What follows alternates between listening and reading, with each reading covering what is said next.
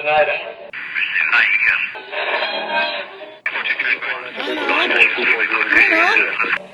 Lionel, is that you? There, I think I got it.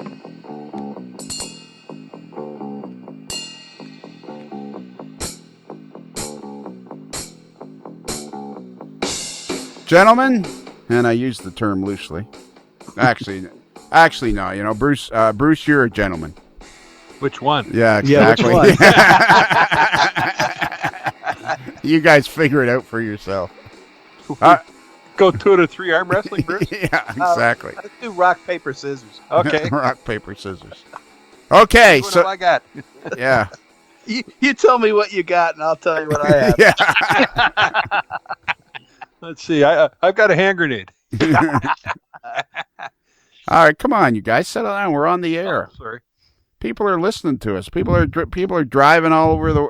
People are driving to work, or they're on their treadmills, or they're doing whatever it is they do. What do you do, Chris?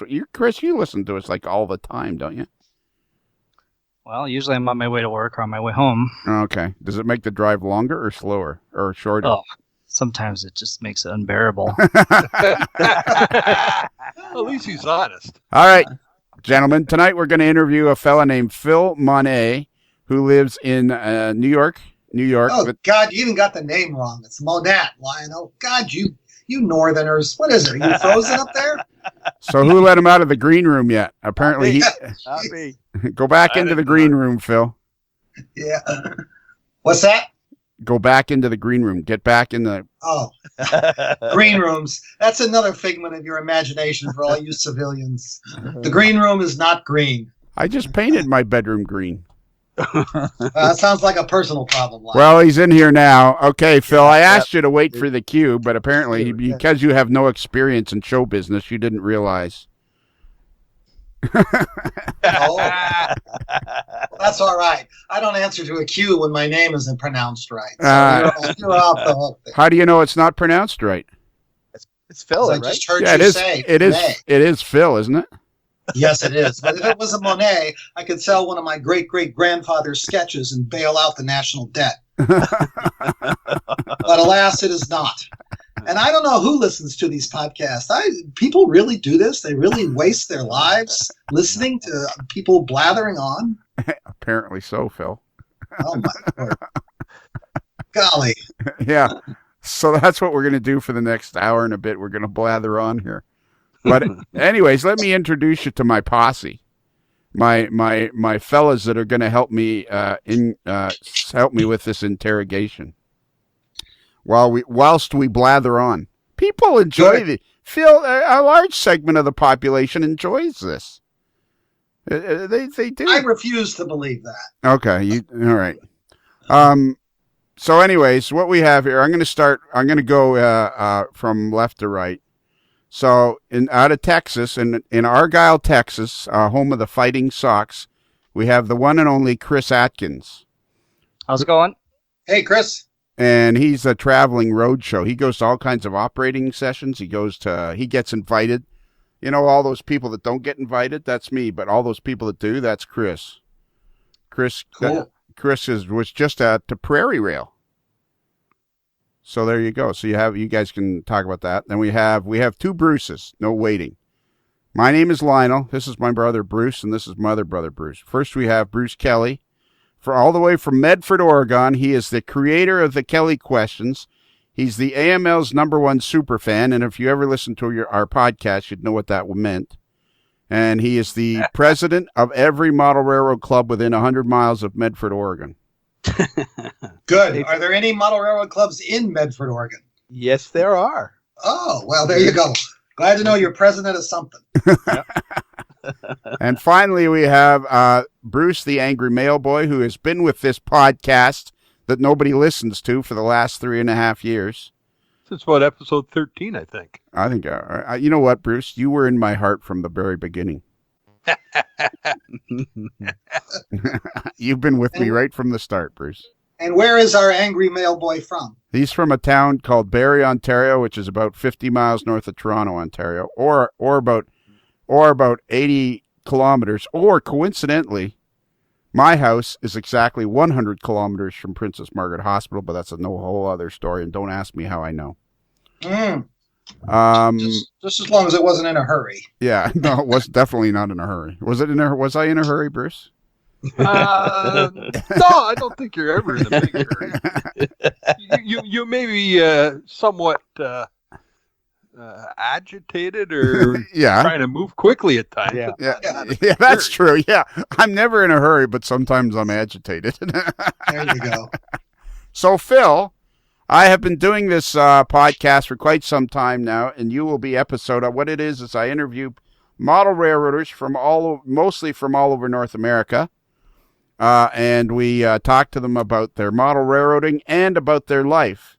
And you and I have known each other off and on for 20 some odd years, and we were talking to a fella named Dave Barraza, who lives on Long Island. Am I pronouncing that right? Is it Long Island?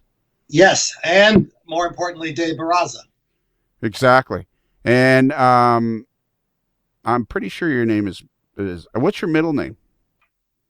My middle name? I have no middle name. And you do so. You just don't want anybody to hear it. Careful, this is the United States. We live in the age of Big Brother. The next thing you know, I don't know is my social security number and my blood type. Exactly. Then we might ask you if you're a Donald Trump fan or not. Oh, golly. Ideal. If this goes on long enough, I'll tell you my several personal stories of him. Okay, but well... This is a family broadcast on the air. We probably have some standards, although if you're involved, I don't know why we would, but nevertheless. That's an excellent point. Chris or Bruce, do you guys know of any standards that we have? No. We don't need no stinking standards. Our benchmark is very low, so we can step over it. Yeah. Wow, you guys are on the ball tonight. So anyways, Phil, what we're going to do is we're going to talk to you about model railroading and your life, if you're interested, because even though you're not interested, other people are interested.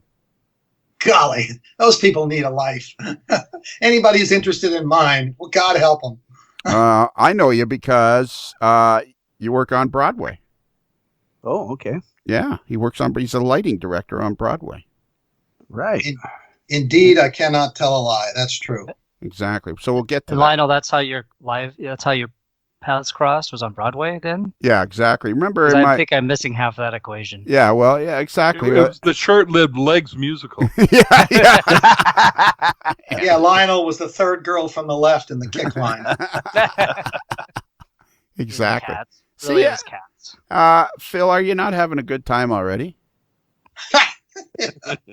Sure. What else do I have to do on a Tuesday evening, day after Victoria Day? Exactly. By the way, just what is Victoria Day? In Canada, it is a cheap knockoff of Memorial Day. Excellent. Yeah, it's the Queen's birthday. We celebrate the Queen's birthday. We drink a lot of beer, and set off fireworks, and get ready for the Indy 500. Oh, okay. I didn't know the band Queen had a birthday. Absolutely, everybody has a birthday, Bruce. Don't you? Isn't the Canadian July 1st? Isn't that your July 4th for us? Your Independence Day? No, I believe your July 4th is our July 1st. Yeah, July 1st. Yeah. I found that out the hard way. I rode a motorcycle up to Alaska, and I went through Canada on July 1st, and everything was closed. What kind of motorcycle did you ride all the way to Alaska? It was an old BMW. Wow. And I bet how many years ago was that? That was back when I had hair and was even stupider than I am now. Okay. 25, 30, 40 years ago. All right. So how did you get started in model railroading? Well, we haven't ruled out stupidity yet.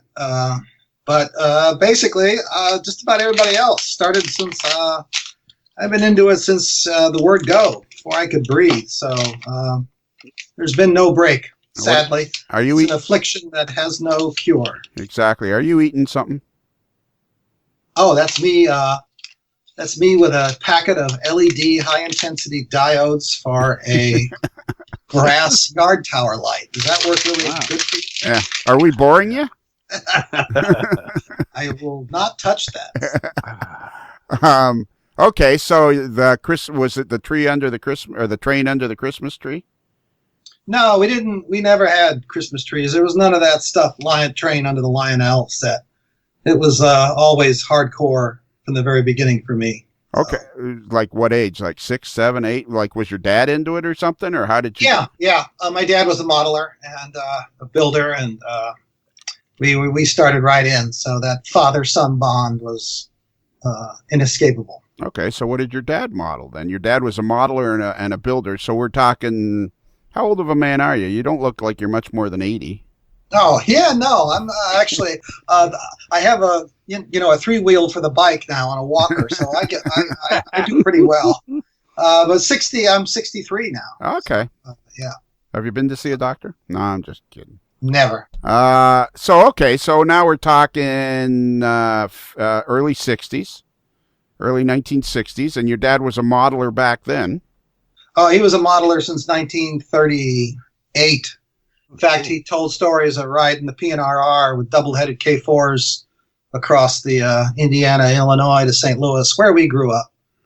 Giant arch, big brewery, not much else. Okay, so you grew up where? St. Louis, Missouri. Okay. Is that anywhere near Kansas City? About 240 miles directly east. All right. Okay. It's actually 3 hours by motorcycle, but then let me tell you how I know that. So you grew up in St. Louis, and so this is interesting. See, Phil, we've already got into something interesting.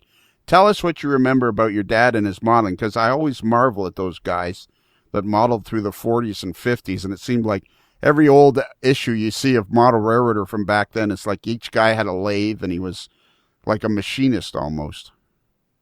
Oh, well, I wouldn't say that. But there was a lot of old engines and a lot of old, early, what are they, the die-cast steam engines. I guess that's Bowser and stuff, or Varney's and things like that. And, Varney? Yeah. Varney, I guess, yeah. And he'd work on them, and, when they weren't behaving, a quick trip against the wall, many parts on the floor. But, it was a fun thing. O-scale? No, HO. We had some friends in St. Louis that were into O, but it was just too big and too expensive. So did your dad have a layout? He belonged to a club in St. Louis, but as soon as I could breathe, I probably started building something in the basement, and we kept expanding it, changing it, tearing it up, expanding it, same thing. Okay, so you guys had a layout in your own, you had a layout as a kid then? Mm-hmm. Yeah. Do you remember much? Do you remember much about it? Because 63 years is a long time. Oh, I remember its flaws. I remember all the mistakes. I remember all the things that I learned that one should never do. And amazing how you keep forgetting them and keep repeating them. But I remember that. I do remember a lot of it was Mopac based, because this being St. Louis, Mopac was very prevalent there, obviously. So have you always been a prototype modeler? Have you ever gone off in the weeds and done freelance modeling, or? The present layout is a freelance or proto-freelance, and I have to say that I'm in love with all of the protos, and I love them all so much that I was always paying me to pick one above all the others. So the current layout is proto-freelance based, but if I still had to pick a layout that I would build a hardcore prototype on, like my friend up the street, Tony Coster, his NKP and things like, I couldn't pick a layout. I'm afraid I got too many varied interests. Okay, so how many layouts do you think you've built over your years? Oh, 7 or 8, probably. Yeah. The last 2 have been quite large and extensive. I know, that's what I've heard. Quite large and extensive. So, Phil, how old were you when your father let you touch the transformer to run a train? Well, that was a lot of fun. I don't necessarily I remember that, but I got into lighting because I was the only one that was knew something about electricity and was not afraid of heights. So my dad didn't know anything about electricity. So I got to touch the transformer really quickly if you wanted to make it go. So electricity kind of comes to you naturally, does it? Well, it's yes and no, maybe. It depends what the protocol is, but in the theater and in lighting, you better know something, or else you're going to get in trouble. So that always helps. So did you take a break in, like, were you doing it? Were you modeling all through high school and off after that? Yeah. I was modeling all the way through. And in college, I did more train chasing than I did modeling. But I'd still model in the summer and build some stuff, things like that. But spent most of my time running after and taking pictures. All right. And whereabouts did you go to college? Iowa City, River City. Really? Yep. So how did you end up in Iowa? And that's quite a ways from St. Louis, isn't it? Oh, they gave me a scholarship to go up there. They had a big theater, and they had the Rock Island, which was intriguing. Yeah, it would be. So, okay, a scholarship in what? Theater. Really? Yeah. So now this will display my ignorance, which is part of what makes the show interesting. There is people listening to this. Trust me, Phil. I guarantee you people are listening to this right now. Lionel, if you're delusional enough to believe that, keep at it. All right. So how does one go about getting a scholarship? Like, your theater was in high school, I guess. And, like, were you particularly, like, what is it they would look for to give you a scholarship in theater? Oh, no, I wouldn't say a quote scholarship. It wasn't like, oh my God, you're so talented, you should come here. Right. Forget that. Right. They just underwrote, or they defrayed a lot of the admission costs, which back then was a whopping $3,000 a year. You know, something really, really, really exorbitant. But they had open slots in their theater program. Okay. I happened to get one. So you have a bachelor's of art in theater, or? Well, technically no, because when I got there and worked for 2 years, I said, this is crazy. So I transferred to a general science. So I actually have a general science degree. Oh, okay. All right. Mm-hmm. So, and from Iowa, where was your next stop? So were you interested? You must have been interested, because this is interesting, because I think, believe it or not, Phil, this is interesting. I think that theater is a big part of model railroading. Oh, don't start on the Frank Ellison's enter stage left and play the scene and then the train's exit stage right. Spare me that stuff, please. Bruce, God help us. Bruce, you like Frank Ellison, don't you? You're into that. It was one of the pioneers. Exactly. Indeed, I'm sure he was. For those of us that are in the industry, it's a little bit not something that we probably would, I guess, would be comfortable with. But there are two things that I should tell you guys. There are two things that are in your blood. One is trains, the other is theater. And when both of them get in there, God help you. Mm. Yeah. So you got interested in theater when you were in high school? Yep. So you were the guy that was operating the lights and doing all the checks and everything else, while the other kids who were being the stars and singing and doing plays and stuff. You got it. All right. Okay. So yeah. All right. So from Iowa, where did we head after that? New York City. Yep. Dun, dun, dun, dun, dun, dun, there you go. The Big Apple. And what was your first job in New York City? Jesus Christ Superstar. As an opening, or you came in after it opened? I came in and we took it out on the road. I spent 14 weeks on the road with it. Okay. All right. And what were you doing with that show? Focusing a lot of lights and humping a lot of trusses. So all along through your theater career, then lighting was always prevalent. Like, that was your main deal. Yeah. I'm a lighting designer. Back then, I was working as a stagehand, and then I transitioned into designing a lot of those same shows. So, and now I still do the same thing. Wow. Well, that's cool. What shows? Well, we'll get to that. What shows have you done recently? Well, all the current ones that are out there that are now showing up in a lot of the other places. So, the other plays and Hamilton. The things that I've run. Hamilton is still very strictly controlled. It's a great piece, but I have not designed it yet. Oh, okay. But you will. You'll make it better. No, it doesn't need to be better. All right. So how? So you moved to New York. Now you do know that New York is the town so nice they named it twice, right? I thought that was Walla Walla, Washington. Yeah. There you go. I think we got a little East Coast, West Coast thing going here. Yeah. That's always my favorite thing. New York, New York. The town's so nice they named it twice. So you live in Brooklyn, do you not? Heaven forbid. Oh, I don't Are know. I forget. you an old Dodger fan? I don't. All right, you live Bronx, in right? you live in downtown. You live in downtown Manhattan, right beside Robert De Niro. Aren't you a Yankees fan? I am not a Yankees fan. I live in the Bronx. The Bronx. Da- That's DABRONX. Okay. And so is that anywhere near Brooklyn? No. It is not.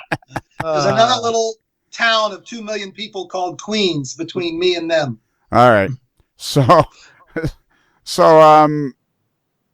how long after you got to New York did you get your own? Did you start building a layout then? About 3 months. And how big of a layout would that have been? Oh, it was a 25 by 30 foot thingy. Wow. With an aisle in the middle and a lot of classic design mistakes that I mostly used it to perfect hand-laying track. Okay. Had you taken a break in college, or were you just pretty much model railroading the entire time from high school into your professional life? I was model railroading all the way through, although in college I didn't build a layout. I just built models or went home over the summer and built stuff there when I wasn't employed or working somewhere else. I spent most of the time in college taking pictures and rail fanning. So what layout are you? So you eventually you got your own place, I guess. Eventually you bought your own house and started building the great layout. Yeah, well, the New York City is expensive and hard to find, and my grandparents lived up here, and they had a house up in the Bronx. So when I came to town, my father said to me, he said, I think you ought to go up and see if my mother's still up there in the Bronx. I think she might be. Oh, jeez. So that pretty much shows you the relationship between my father and his mom. But, I ended up in her house, so that's the only reason that one has a career in the arts and can afford a house in New York City. Oh, okay. Yeah. Phil, didn't you tell me once that it's like right next to the bridge, and your grandfather had something to do with the bridge?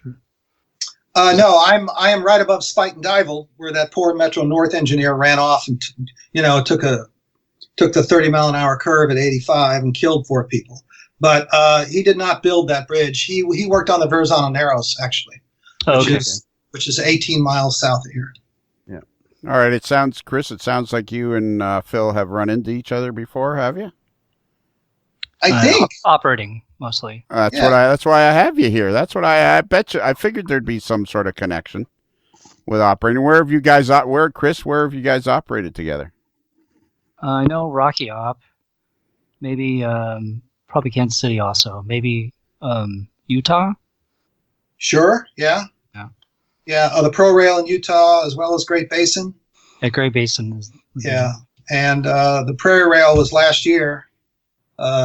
Down in Kansas City, and then of course ProRail was just last month down in Washington. I don't know if you made it to that, Chris. I'm not sure if you were there. Not on that. Yeah, I'm not on the schedule for that. Yeah. Right. Okay. Not on the schedule, or you didn't get an invite? I didn't get an invite to any of these places. How do you get in? How do you get into these places, Phil? So Rocky Up is open to everybody. Oh, is it? Okay. So is Great Basin Getaway. So.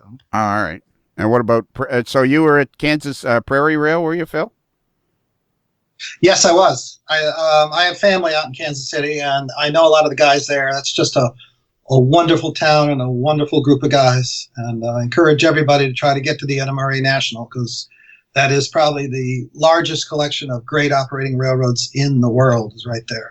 Are you going to the National? Yeah. Oh, so we'll see you there. I look forward to it, Lionel. Exactly. So you can come up to me and say, "Hey, Lionel, it's me, Phil." And then Remember? Yeah, and you're going to quickly move away and ask, I don't know that guy. Yeah. He's one of those weirdos. Yeah, don't bug me, kid. I'm busy.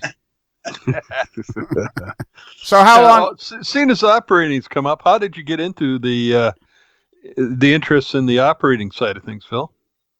Well, I've always been interested in the operations. I didn't really think that once you got it built and it goes around a couple of times, it sort of defeats the purpose. And I was always more fascinated by the operations. I spent a lot of time around trains, and there was a TRRA line came through behind our house in St. Louis. That's Terminal Railroad Association there. And many of the days I'd get on the engine, ride with the crew. They were so friendly back then. Remember that? Back when, Hope Springs Eternal and the sky was blue and everything looked great. Exactly. And a guy says, "Hey, I got a podcast," and everybody goes, "Oh, that's wonderful. Let's try it." But yeah, so I've always been, from way back then in high school, more inclined towards the operating aspects of it. I remember them teaching me how to bleed the air out of cars without breaking your arm, how you kick cars, how you do Dutch drops, stuff like that. And that just was an eye-opener into why the industry exists. What's a Dutch drop? It's the ability to put a car into a siding on a facing point switch. In other words, you've got a car that's got to go in an industry, and you pull up to the switch. You let off, usually the conductor gets off and unlocks the switch. The engineer backs up 100 yards. His other brakeman hangs on the footboard. He gets the whole thing going about 15 miles an hour, backs off in the slack. He pulls the pin. Engineer races ahead, clears the switch, and then the car, as soon as the engine clears, the conductor throws this turnout, and the car rolls into the siding. With the brakeman on board, it tightens the handbrake down as soon as he gets it stopped. Wow. That sounds pretty complicated. Extremely common. Very common. In fact, the great operator and modeler, Jack Ozanich, told me this book that I did for the OPSIG on operations. We were having a discussion about the difference between a drop and a set out. And Jack was talking about these drops, and he was dropping 15, 20 loaded multi-levels. I could see you doing it. I could see you doing it with one or two cars, but on a multi-level, there's no place to even hang on. And even if you were hanging on, you couldn't touch the handbrake. So, but Jack swore that they did it on the Grand Trunk every day. And Jack did swear. There you go. and Jack will swear. When was the last time you saw Jack? I saw him down in Washington at ProRail, and I ran there about 6 months ago. It is truly an operating dream, a gorgeous layout. Anybody get a chance to get up there, it's worth its weight in gold. He's doing okay. He's doing okay, is he?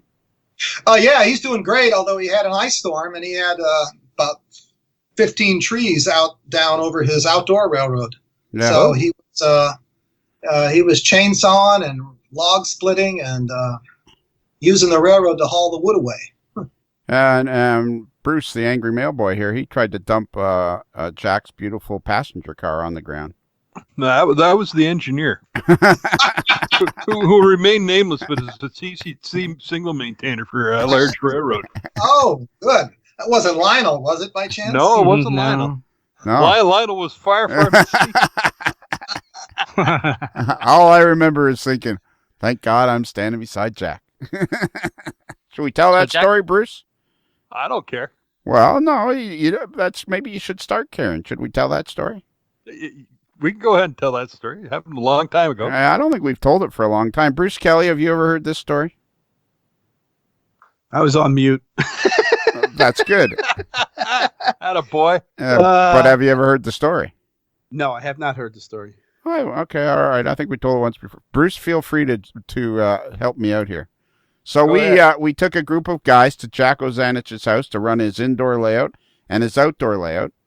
And we were operating the layout on a Saturday morning, I think it was. Was it not, Bruce? We operated inside Saturday and outside on Sunday. Okay. And so we're operating this layout, and at some point, Bruce and a couple other fellows were operating the passenger train, and for some reason or other, I don't remember why, but I was with Jack Ozanich somewhere else on the property. We had gone somewhere to do something, and I was with Jack. You were on his four-wheeler somewhere, right? Yeah, or in his tractor. I was helping him with his tractor or something. And we were somewhere else on the property. And as we were walking back towards the roundhouse, we heard this tremendous thud and some expletives. And the only thing I remember about that day is thinking to myself, thank God I'm standing beside Jack, because it wasn't me. Whatever has gone wrong, it's not me. I'm standing with Jack. And what was it, Bruce? What had happened? The engineer ran the switch. It wasn't aligned properly, and the rear end of the engine derailed, and the passenger car had one truck off. It was kind of wobbly, but thank God it didn't go over. Yeah. Was he in the Shay or was he running the diesel? No, it was the diesel. Oh, thank God. Yeah, the Shay wasn't operating at that time. Yeah. But anyhow, long story short, it was a bit of a mess, and we got her back online and everything. And Jack said, "You guys were trying to Dutch drop or something." And speaking of Dutch drops, and I said to Jack, I may be stupid, or we may be stupid. We're not that far.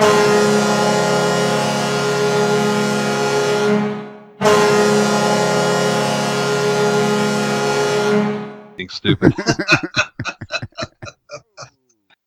Oh, top shelf of the peanut butter. Yeah. Another minor leaguer gets his wings. Well, anyhow, I think I spent some time with you trying to fix his disconnect on his tractor seat. So then later, we were fixing the tractor and we turned the day we salvaged the day. But all I ever remember about that day was, thank God I'm standing beside Jack. He was so annoyed. He does not suffer fools easily. No, he does not. And what's the name of his model railroad? Atlantic Great Eastern, AG&E. Did I just ask you that a few minutes ago? No, you didn't. Okay, well then I thought about asking it a few minutes ago. All right, so let's get on to. When did operations in model railroading become what it is today? Like, and we got to talk about. You said you wrote a book for the OPSIG, did you? Yeah, I've not figured out how to say no, and those who don't say no usually do get in the most stupid situations. And we put out a book for the OPSIG, the Operation Special Interest Group, great group of folks, all dedicated to the art of prototypical operations. And we put out a book many years ago called 19 East Copy 3, which is pretty much the Bible on timetable and train orders, written by two incredible people, Steve King and Dave Sproul. Bruce Kelly, you may know Dave he's out there in the Oregon way. Yeah, I might. It doesn't sound familiar. Yeah. Dave was an NP in Great Northern dispatcher. Yeah. So he might be up in the Portland area, maybe. Yeah. And they both worked for BN. He and his wife.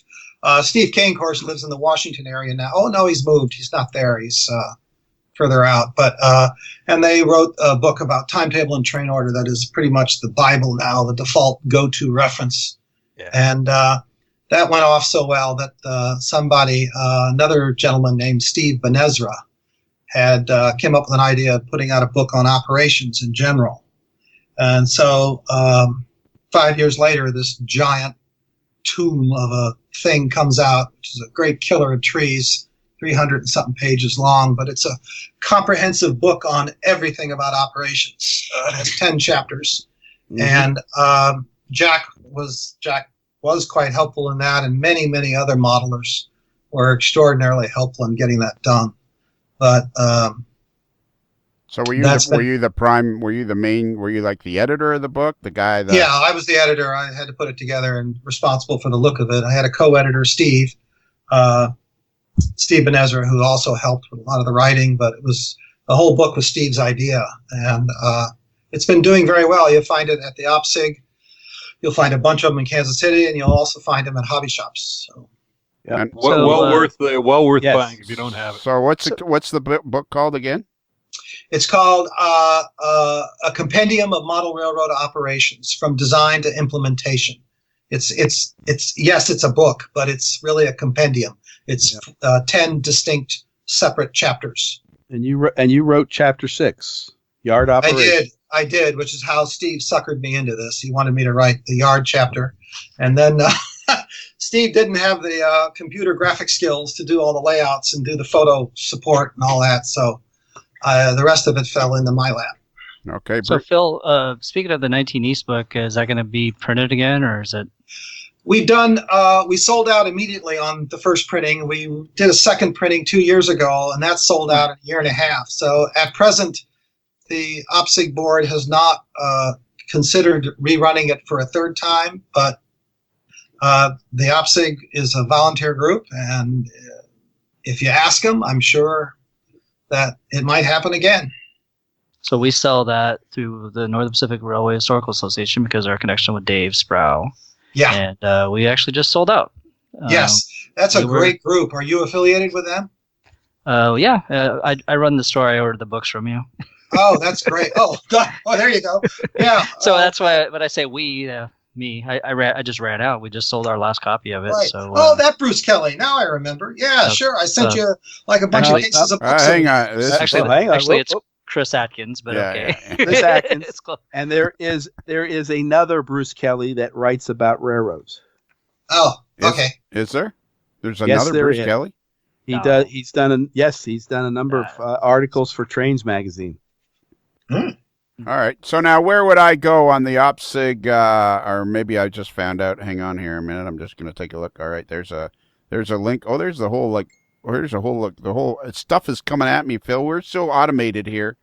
There you go. At the old AML headquarters. Have you ever heard of the AML headquarters? Have you ever heard of the pod? Had you even heard of podcasting before you talked to me? Not at all. When you sent me that email, and I said, what the hell is this? So I was having a session, and Dave Barraza, a great guy and a great operator, I said, this guy just asked me about this podcast. I know Lionel. He's a great fellow up from the frozen north. I said, but I haven't listened to a podcast my entire life. And Dave said, oh, you should try it. They're really good. There's lots of fun and, things like that. So if this goes well, you can thank Dave. If it goes bad, you can thank Dave. Bruce, I'm trying to open that stuff and it's not opening. So I don't know what it is you're trying to send me. But I am on the OPSIG website and I don't what book am I looking for? Where would I find it? Where would I find the okay, the main page. Okay, I'm going to go to the home page on the OPSIG website. And now where would I look? Let's walk everybody through this. It says the second OPSIG book is out. Yeah. The second OPSIG, the compendium, that's a big word. What does compendium mean? What does compendium mean?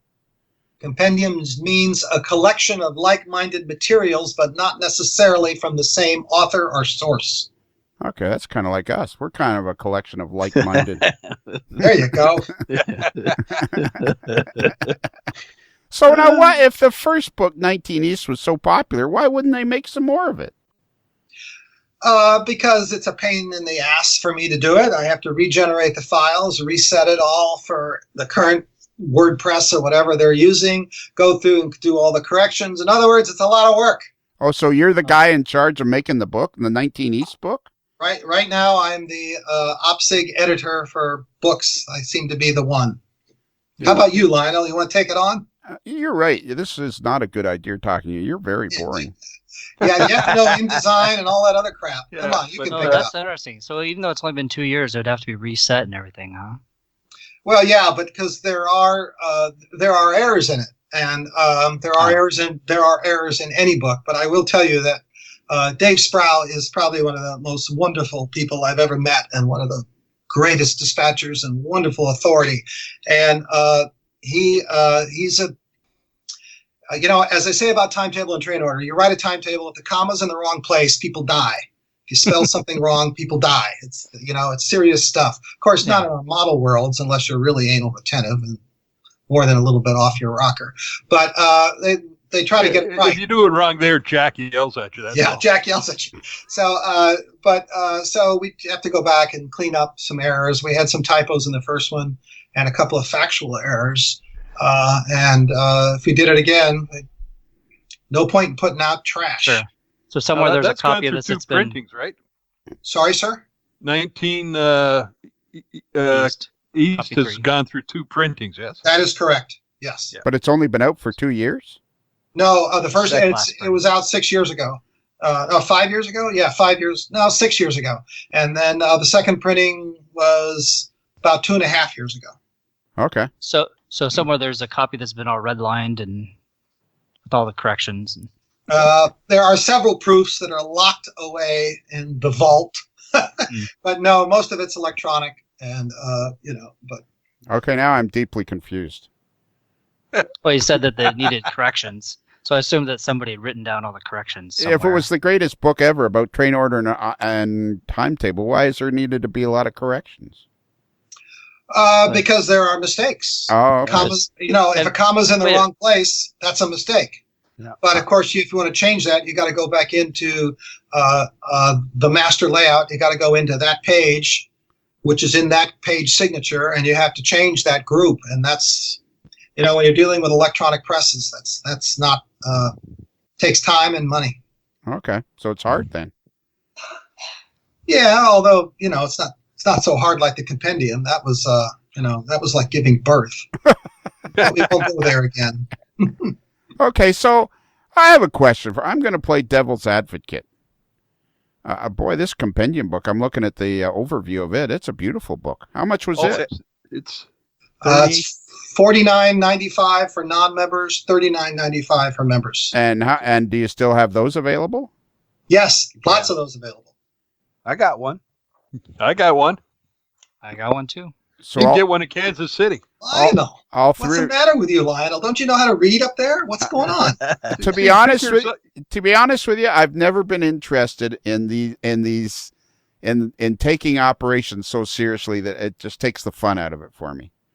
I like operations. Bruce can testify that I had an operating layout that we ran for years and years and years.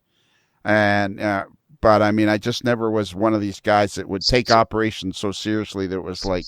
So Lionel, it's not written at that level. It's written at a basically overview of what it takes to operate a model railroad. Right, Yeah. right.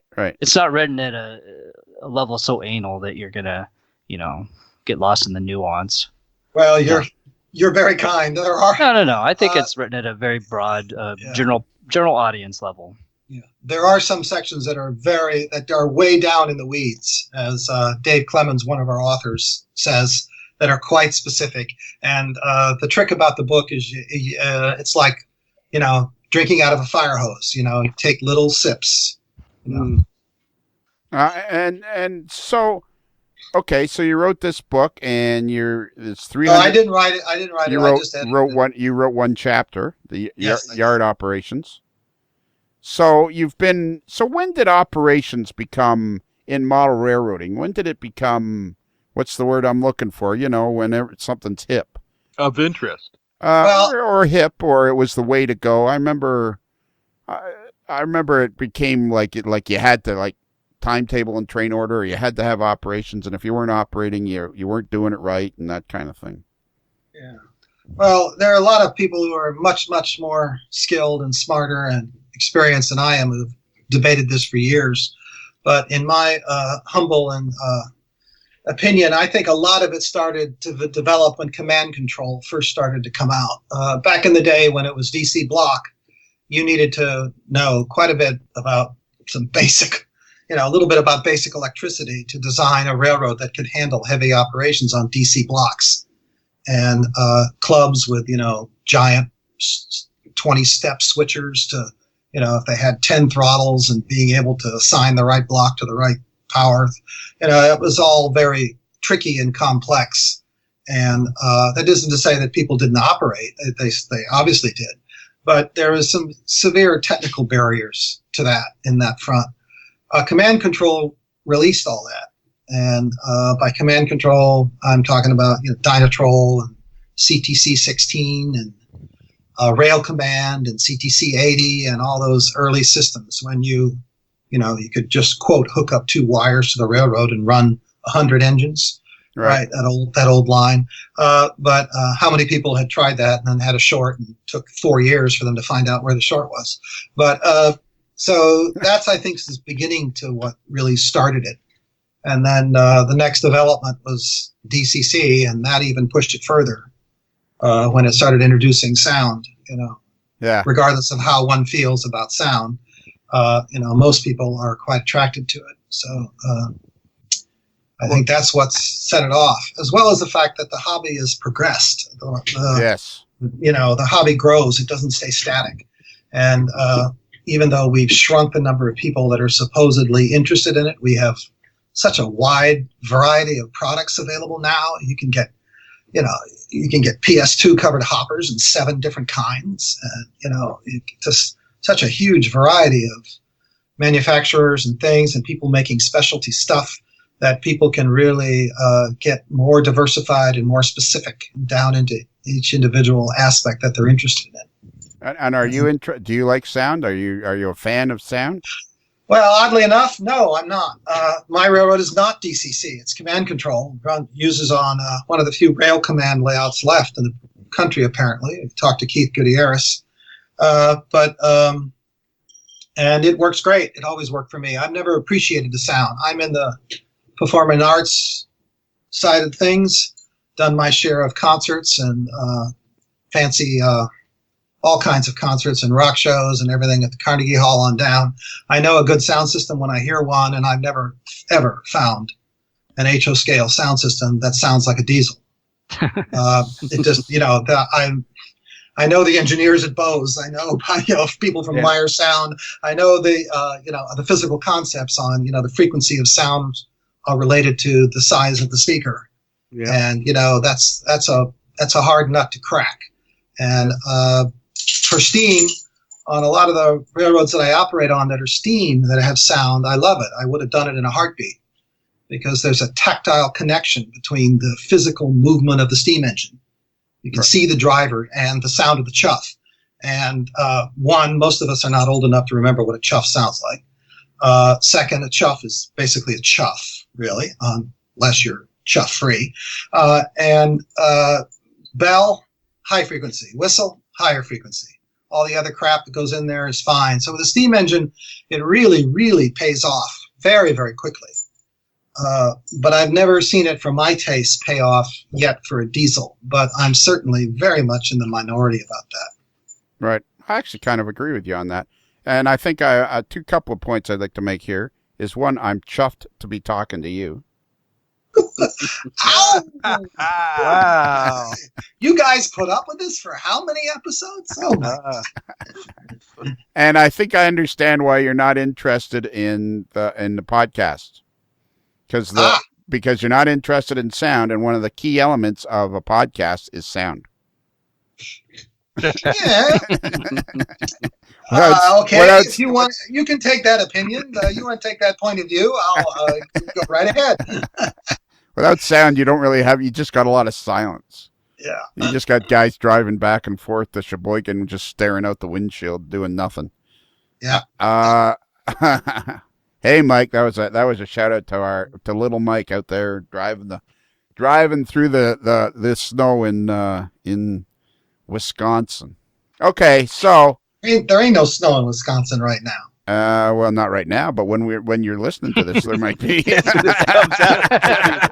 right. So backlogged. Yeah. We're gonna be putting your interview on a shelf. No, we're not. There you go. Man. I'm just with a big label, and it says on it, "Do not touch, contaminated, unairable." Yeah, exactly. So this is like, I'm looking at the contents of this book. It's like spectacular. This compendium of, and it's $49.95 if you're a member, but $49.95 if you're not a member, $39.95 if you are. And there's an introduction by Eric Lundberg, and then What to Model and Why Operate It by Craig Biscayr and Phil Monat.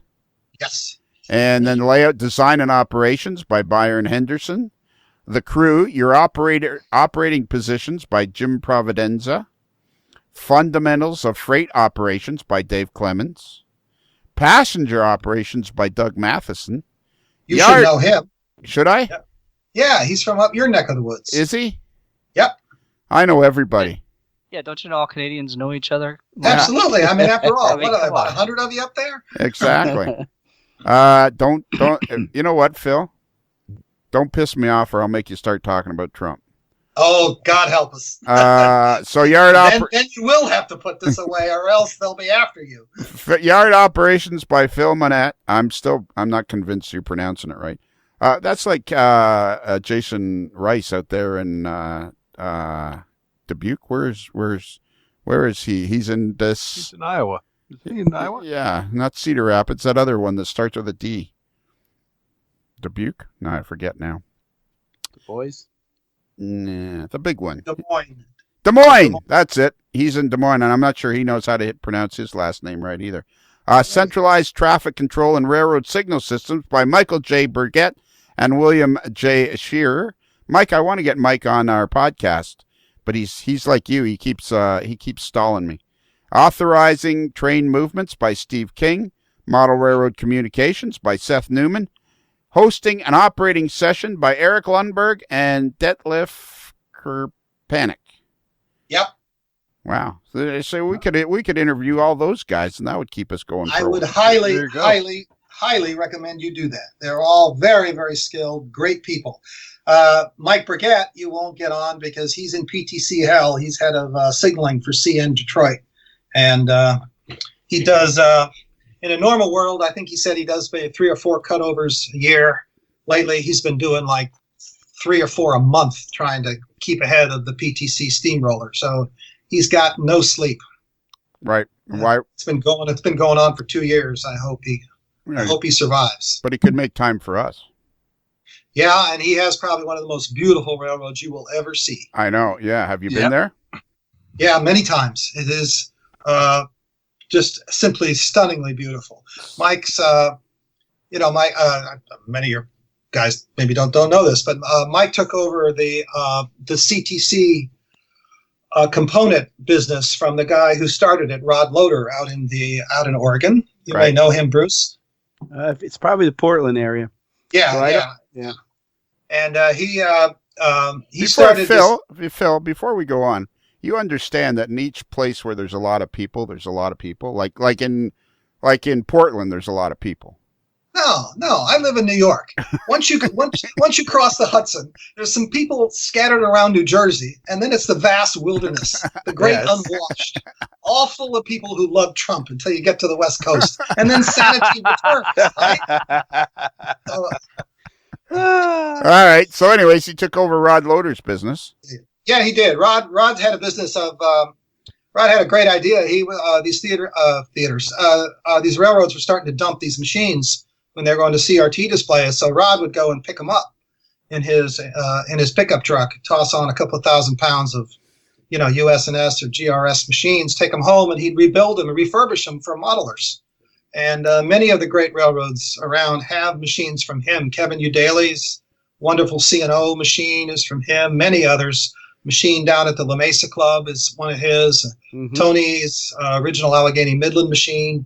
Anyway, and that was a fun business, but he gave it up, and Mike Burgett took it over. And Mike is I could be wrong here. Mike can call me up, but Mike was the youngest FRA Class 5 signalman, I think, in the history of the FRA. Really one of the top-notch people in terms of signal design and signal management. And he took over the business. It's now called CTC Components. And he makes and sells parts for both GRS and USNS machines. But Mike, and of course, when you go to Mike's layout, that the machine in there, which is substantial, massive, everything in there, including the tile on the floor, the color of the beadboard trim, is exactly prototypical to the C&O standard. And the machine performs exactly the way the real one does. Everything from electric locks to default detectors to high and Y electric fences to everything is on there. And, every modeler has something that they're probably really obsessed about. And with Mike's case, obviously, it's signals. But the stunning thing is when you go and look at his layout is that same obsessive and attention to detail and beautiful control extends to everything on the railroad. The scenery, the landforms, the ballast profiles, the pole line, the building details, the shadowing, the weathering, the lighting. It's just a gorgeous layout and a beautiful operating environment. So if you can get to Detroit when he's not working, definitely seek him out. Yeah, he lives northwest of Detroit. Yeah, yep. He's up Yeah, up just northwest of, he's a little more northwest of city center. But Bruce Wilson, the angry Yes. mailboy. How did we meet? Yes. How did we meet Mike? I forget. We met Mike. How did we meet Mike? I don't know. It was because the buddy in Bloomfield, Yeah, Doug Doug Taggs. Tagsel knew him. Yeah, and somehow we met him, and then Mike. Yeah, we were down, I think, operating Doug's layout, and then somewhere we were going somewhere, and he said, "You got to visit this guy," and we went up and visited Mike. And then Mike and Brian Searles and me and one other person, we went to Utah to. That'd be Bruce Carpenter went with you. Bruce Carpenter. The four of us rode the train to Utah out of Detroit. That's right. It was quite the experience. wonderful ride. Yeah, it was. Except when I fell out of the shower coming back, going through Kansas. And then Bruce Mike also arranged for us to ride that caboose on the. That's right. No, that was Bruce. I think that got us the ride on the caboose, wasn't it? I think it was Mike knew the guy. Oh, okay. Was it on NS? Somebody knew the guy. Yeah. Somebody. What's What that? railroad? Was it on NS or was it on CN? No, it was Short Line Railroad. Oh, okay. Michigan, Indiana, or something like that one, right? In the Yeah.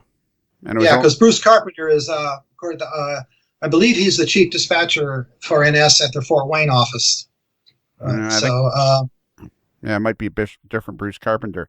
There's a guy in Indianapolis named Eddie Cheever. Do you know him? No. Anyways, to you, Bruce Wilson, your name's here on the OpsSig page on the How about that? on the Ops bibliography.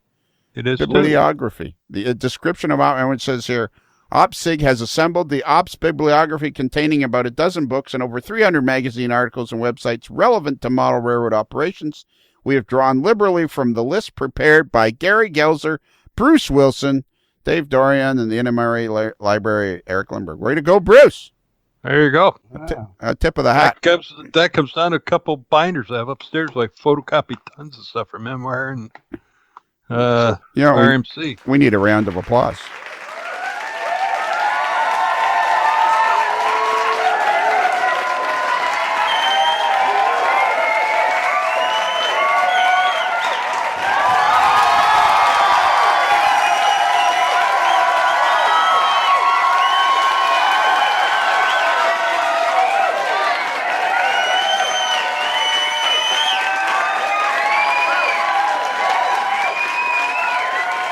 Okay, so what? Hey, Phil, What? Go ahead, I ask Chris. Phil, how'd you get involved with the OpsSig? There's a wonderful fellow who's head of the Northeast Region Division of the OpsSig named Al Anito, who's a good friend. And sadly, the president of the OpsSig at the time, Bill Jewett, had a very quick passing. He had a heart attack while on a hike. Not a pretty thing. And so the organization did not have a president, found itself leaderless. Al asked me if I would do it. I foolishly said yes, and that's started me going. So are you the president of the OpsSig now? No. We accomplished many things in there during that period. One of them was the achieving the IRS 501c3 status for the OpsSig. And thank God, one of the rules about 501c3 status is that no board member can remain any longer than 6 years. They do not want old fogies parked in the leadership positions of nonprofit groups. Right. So I was forcefully sprung and have been out of the group from the board perspective for 6 years now. Yes. Okay, so what time frame were you there then? What was the time frame that you were president? What years are we looking at? Oh God! So this is 2018. So maybe it was 2009 to 2013, 14. Okay, and so now you're the guy that refuses to do another reprint on East 19. Absolutely. I'm that guy. It's good to have gold. You want another book? Bring a gun and money. Lots of it. I just bought mine right now. There you go. Found Actually, one the in compendium What's is that? available. The compendium? Yeah, No, I got the 19 East. Oh, where'd you off of find it? eBay. Really? I got it on Bookfinder. I found it in Arizona. Oh, good. That's not us. That's something else. Good. Well, I've had a couple people write and ask me for copies, so we should say that out over the podcast. So, Lionel, you might have to actually air this, or at least this little snippet. I send all people who are looking for a copy, check it there. I had been sending people out to the Northern Pacific Historical Society because I thought they might have had some left, but as Chris just told me, you're out. That's on bookfinder.com. Do not do bookfinders, or you'll find you get something about Swedish sex toys, and you'll get different kinds of books. Another place would be abebooks.com. Abebooks, yep. What books? I'll work on print notes. abebooks.com. abebooks.com. Yep. So now, Phil, you were saying there we should mention that about how people can find 19 East or East. What is it? East 19? Which one is it? It's 19 East Copy 3. Is the Okay. book that I think you just found on Bookfinder. I got a sense that you had a twinge of that possibly more than 10 people are listening. I refuse to believe that it could be 10, but that's what we said when Trump got elected, and look what happened. So, maybe there are that many people that are that delusional out there, or just don't have lives, but who knows? All right, Phil, we got a couple of questions here and then 2 more subjects to cover. First off, how many operating sessions do you go to a year? Do you go to more than Chris, our lovable Chris Atkins from Argyle, Texas, home of the Fighting Sox? I don't know, Chris. How many do you go to a year? Is mine bigger than yours? I bet Phil operates more than I do, because Phil's pretty well plugged into a pretty active group there in his area. We are pretty fortunate up here. We got there's somebody operating at least every weekend, and sometimes 2 a weekend. Well, I'm talking about operating. I'm talking about times when you're required to get a hotel room. Yeah, travel.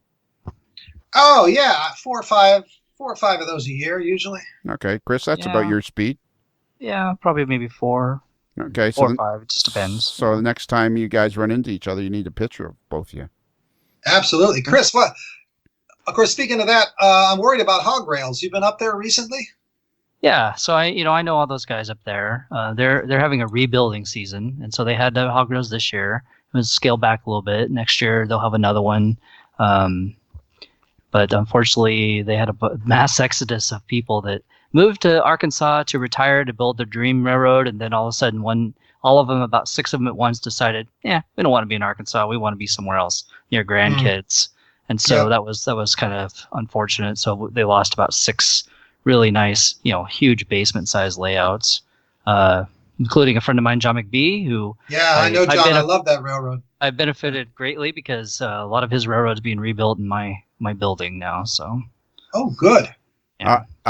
So what was I going to say? Oh, yeah. So, Phil, Chris has a show that's on semi-regularly on the AML network called the Atkins Diet, which I'm sure you've heard every episode of. Jesus. Yeah. And that makes one of us. And he speaks of hog rails. He has spoken of hog rails before.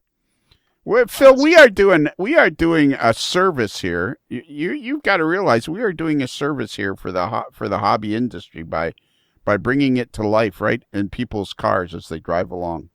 You think that's a service? I do. Okay.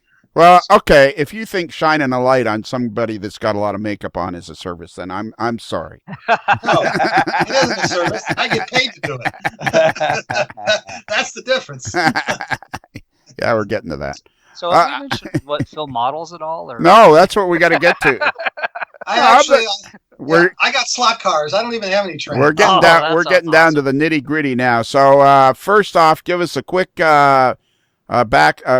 description of what you do now. You're in the lighting business. You're primarily in show business and on Broadway. Show business. I do a lot of architectural too. Oh, do you as well? Yeah. Yep. Design a lot of super rich people's houses, wow. Stores, boutiques, fancy clothes where you and I could never even afford to buy the underwear. And how long? How long have you been doing that part? Because I know you've been in the Broadway part for quite some time. Oh, about 15, 20 years.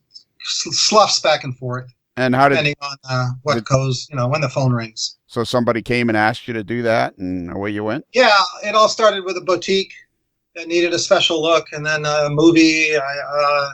I had to work on a movie with Eddie Murphy picture, and the producer was building a house, and they were fucking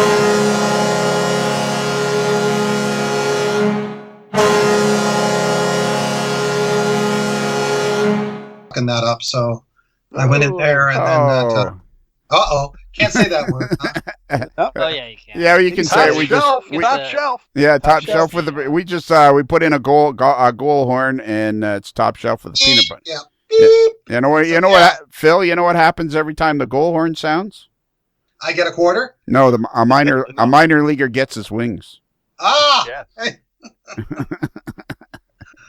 Ay. All right, I got one question before we start talking about. So you can get me front row tickets to Hamilton then, right? Sure. Perfect. I'll call up Lynn. He's a good friend. All right, attaboy. Actually, you got me. One time I went to Spam-A-Lot, and you were the one that got me the tickets. Yes. And I had a great time, and my family had a great time. Yeah, it was great. It was awesome. So this is how I'm repaying you. I'm making you famous on a podcast. That's it. Reciprocal. Payback's a bitch, you know. So tell us about your layout. Your present layout. What size is it? It's got a 550-foot mainline run. It's about 1,350 square feet. It's HO scale, point to point, loosely based on the Lehigh Gorge area, mostly centered between Allentown and Wilkes-Barre. People who know the area will remember this is mostly known for the Lehigh Valley and the CNJ, which ran up either side of the gorge. But I never saw either of those railroads, so it's just loosely based on that area. Okay, and it's CTC controlled, using a USNS machine, which I built. It's modern. There's a lot of Reading Blue Mountain and Northern, NSCP. Every now and there's one CSX train because they normally use the river line. They don't come this far west, and takes 14 people to operate. Sessions are 4 to 5 hours long. FRS radios. If you're colorblind, God help you. And it's pretty busy. We move. Spot count is about 450 cars move through the yards a session. Not counting those are not the through cars; those are cars handled through the yards. So how long have you been working on this particular layout? Since 1988, and I've modified and torn it up and changed it more times than you could think. Mostly because I'm stupid and didn't learn my lessons the first time. But we got it pretty much settled down now, and lately I've been building buildings and trying to get the structures down. And how often do you have operating sessions? I operate on a variable schedule. Sometimes, usually sometimes once a month, but sometimes once every other month, and sometimes on a Monday night for all my theater friends. Monday is the dark night for theaters. Or sometimes Sunday, depends on when there's a Yankee game. Right. To avoid the traffic. And so it moves around. So do you have a lot of friends in theater that are interested in model railroading? Yeah, I got 4 or 5 fellow friends and that are very good modelers. Jeff Ward, you might know, Jeff has for years been responsible as the front man for Scenic Express at many of their shows. Right. And is a very gifted layout builder as well as expert with Scenic Express and many other things. Doesn't he do a demonstration at Springfield? Yes, he did. I don't know. He may have stopped doing that, I think, because of he's on My Fair Lady right now, which just opened. And so he's going to be down for the count for probably 2 or 3 years. But yeah, that's him. Okay. And all right. So would you say your layout's about 35 by 38? Yeah, right in there. Yeah. About 1,300 square feet? Yeah, about 1,350. It has some edges cut into it. Would you say the era is 2009? No, it's modern, although the engines are not, but it's 2018, or supposedly so, but there's stuff running that shouldn't be out there, but I don't have the money or the time or the guts to throw it away. See, Lionel, you can't believe everything you read on the internet. I'm just telling you. Okay? There you go. Is the minimum radius 38 inches? Yes. So, all right. So you started this layout in 1988. So that's an interesting question because I kind of started my layout around that time. Did you hand lay this layout? You talked about how you hand laid another layout. Did you hand lay? Yes. Yes. All the track is hand laid. All the visible track is hand laid. And that must have been a massive. Have you worked on this layout by yourself? Do you have a crew? Yeah. I mean, the hand laying isn't so hard. I'm just used to it, and it's built in place, which means the easements and the engineering and everything else is pretty much it's all custom to exactly the locations on the turnouts and the easements of the switches and the crossings and things like that. So I've never been one to go into the fast track system or the templates. So and it takes me about an hour and a half to build a switch. So I really got into it because of money. It's just sure, okay. Yeah, and cost you 90 cents to build a switch versus and what $26 to buy one now. Yeah, a lot more than that probably. What kind of rail are you using? It's code 55, code 70, code 83, nickel silver, and the branch lines are a 70. The main is 83. The sidings are 70 or 55. Do you have trouble finding 14 guys to run the layout? No, I'm blessed. We're blessed up here, like I said, with a bunch of operating layouts. So you can usually get a crew together as long as it's all about communication. You don't want to, Tony, I'm a regular at Tony's, and right next to Tony is a wonderful layout by Perry Squire. His layout is right there. Is that Tony calling now? That might be him. And I'm going to just hang up because you're probably not going to. All right. So how far are you from Tony? So you're talking of Tony Custer. I'm about an hour and 20 minutes from Tony. Okay. Well, no, probably an hour 5 on a motorcycle. Okay. And what are you still riding a BMW? Oh yeah. Yeah. Okay. I find them hard to, they're very tall. Yeah, you are correct. My old one was an old Airhead, and that had 280,000 miles on it before the case blew up. And but I use the bike every day for transport around here all year long, so I had to get something else, and I found this thing, and it is taller. It is. Yeah. It is taller and a little more top heavy than the older one was. So how often does Tony operate? Tony runs on the 4th Sunday of the month, every month when he's not too busy or when he doesn't have conflicts. And the conflicts are frequent. For instance, this Sunday he's supposed to run, but of course that's the day before a Memorial Day, so I don't think he's going to run then. All right. And when does Perry Squire, this layout's been in Model Railroader more than once, has it not? Perry, I don't believe his layout has been published that much, which is a true crime against nature. That layout is gorgeous, and Perry's craftsmanship is unsurpassed. But he hasn't taken the time or to have it photographed or written about that much. Okay. I believe there may have been an MRP article or something, but Perry is an avid golfer, and so when the weather's nice, he will frequently be on the links. But he usually runs on a Sunday, and sometimes I think. Well, I wish you'd pick that up because if it's Tony, it might be important. Well, no, I don't want Tony to know that we're talking about it. Yeah. Because I know Tony doesn't sit there hunting for your podcast.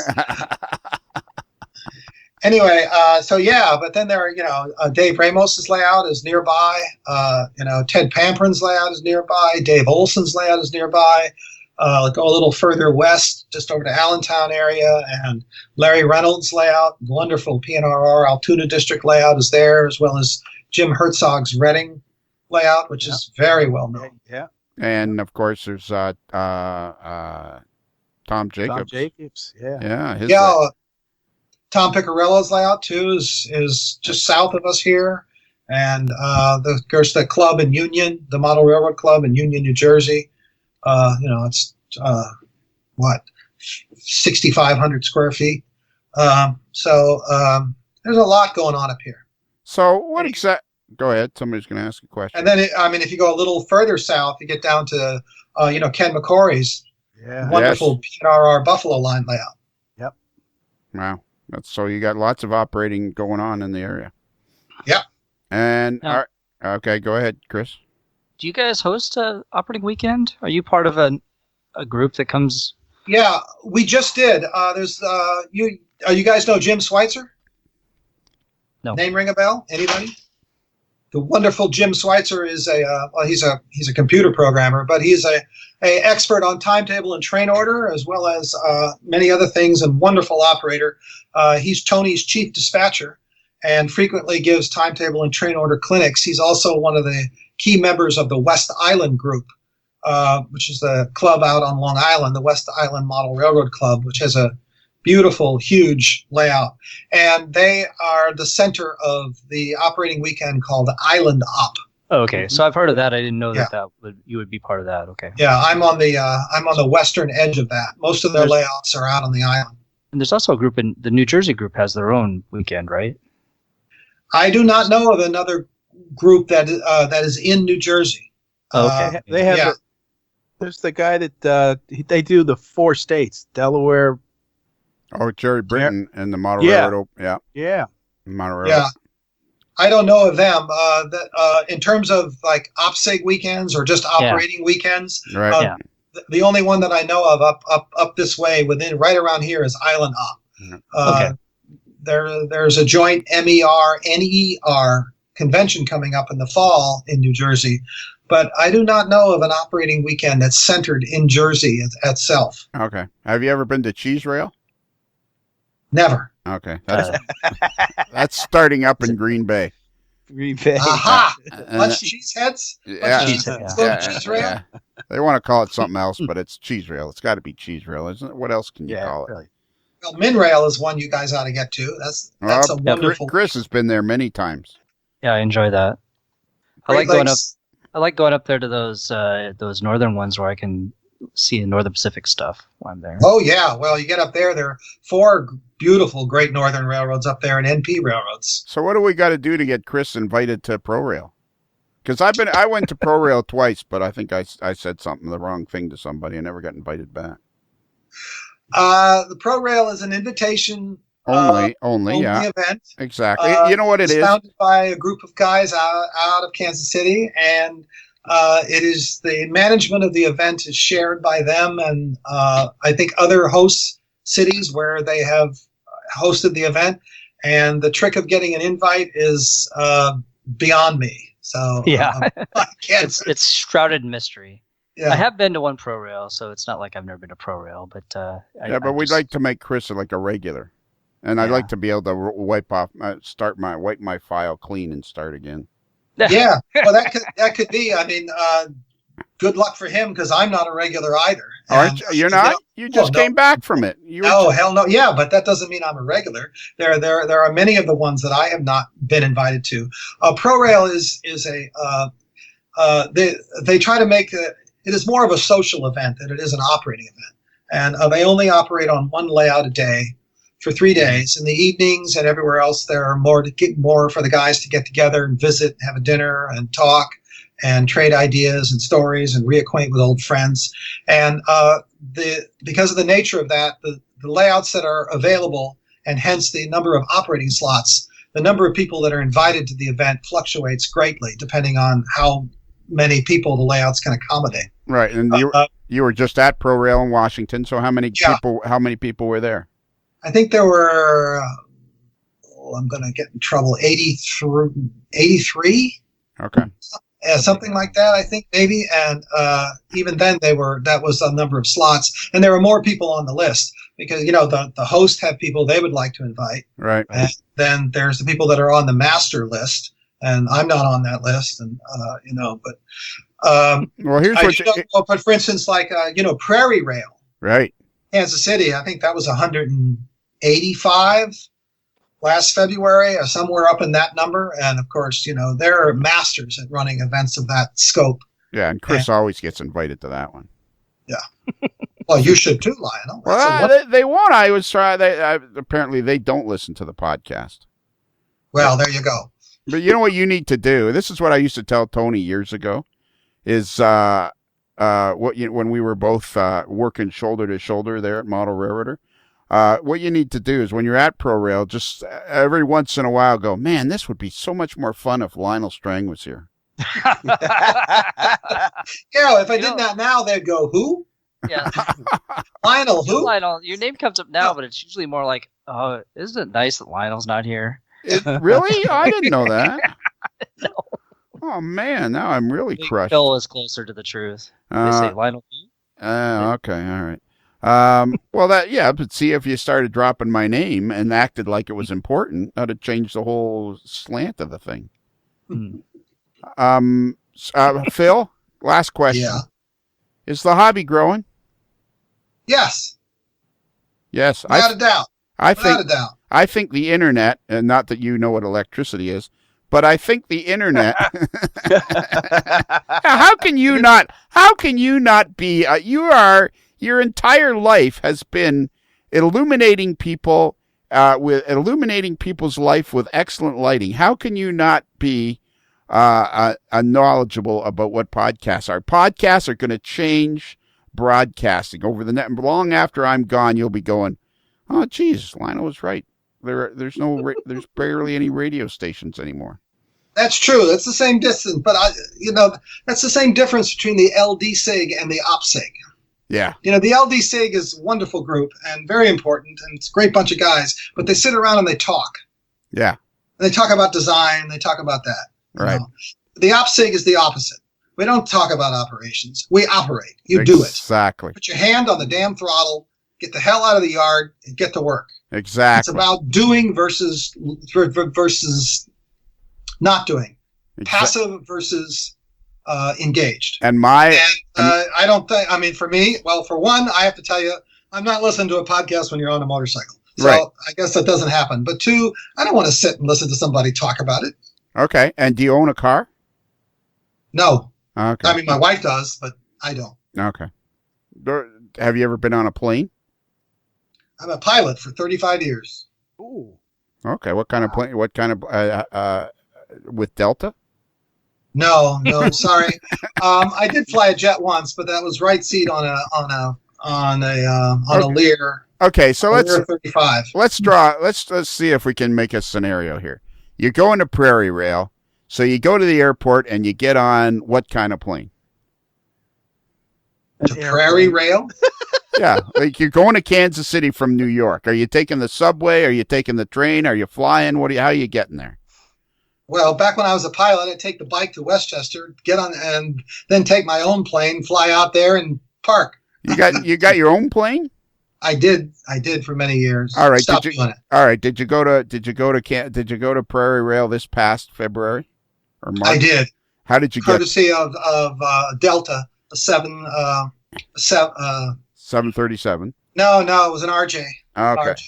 The only one RJ is on that market now. Okay. And what did you do while you were on the plane? I drafted. You drafted? I drafted. Like you got right in close to the guy in front of you? like I opened the back door and put my feet out to steer, Yeah. That's the first thing that they actually teach you when you learn how to fly. You can actually land a Cessna 152 by flying it by opening the door on either side. But no, drafted on a computer, drawing.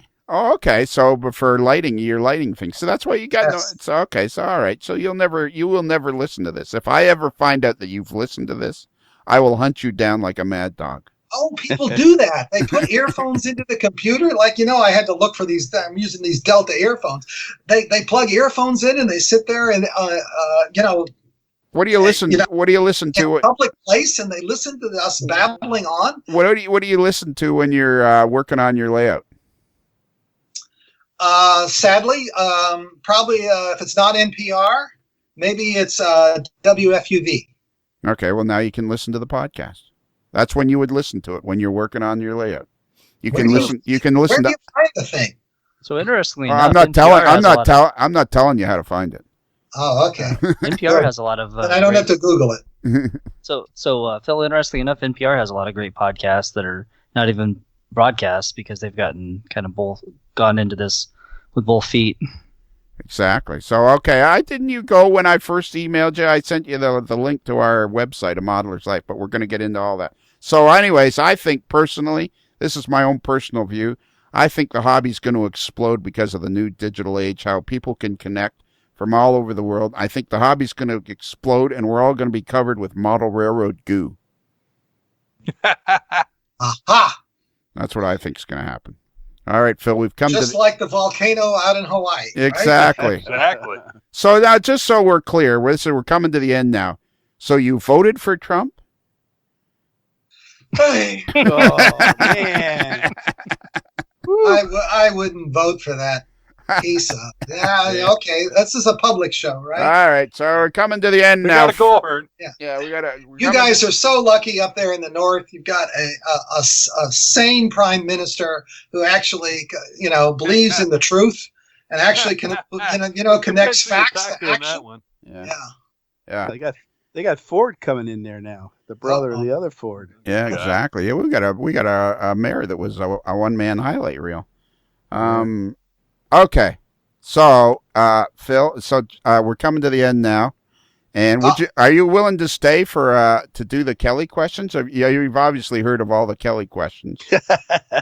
Is this like Kelly Blue Book? Am I in the market for a No, car? we'll explain that to you in the next segment. We're gonna people will love to hear you doing the Kelly questions. Oh, yeah. Okay. Definitely. Yeah. Definitely. All right. So Phil, we're to the end now. So here's what we got to tell everybody about our website. It's called amodelerslife.com. You can find us there. And if you go to our website, you're going to find a link to our Facebook page. You're going to go to you find a link to our Patreon page. Phil, there's Facebook. Yeah. What is Facebook? It's the way you stay connected. And we actually have a place where you can pay for these some other podcasts. I thought it was a way to influence elections. Well, apparently, if you don't have the capability of making decisions for yourself, it would. That's most people in the lower 48.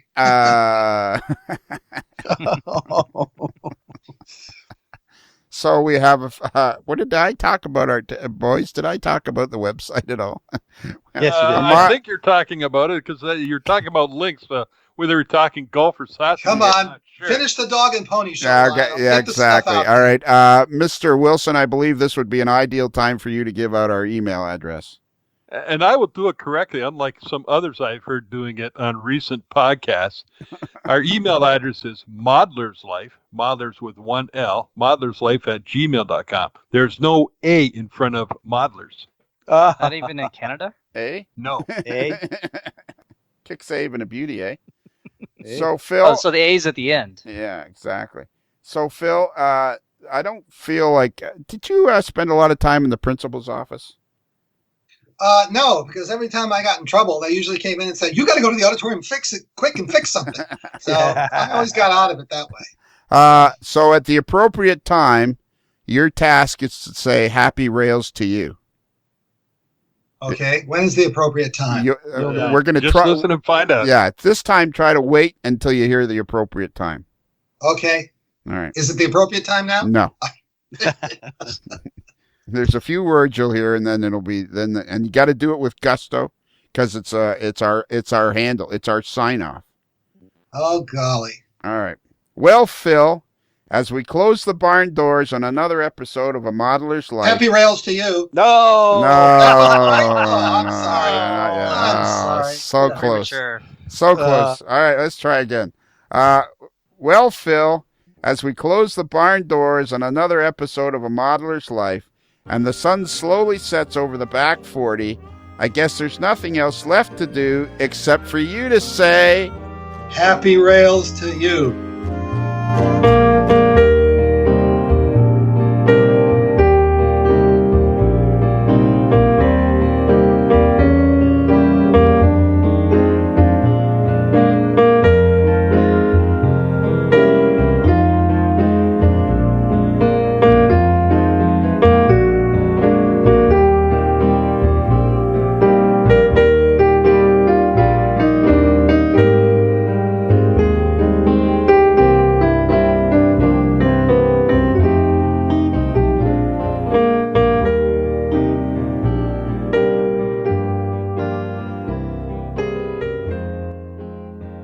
It's another Lincoln Homer.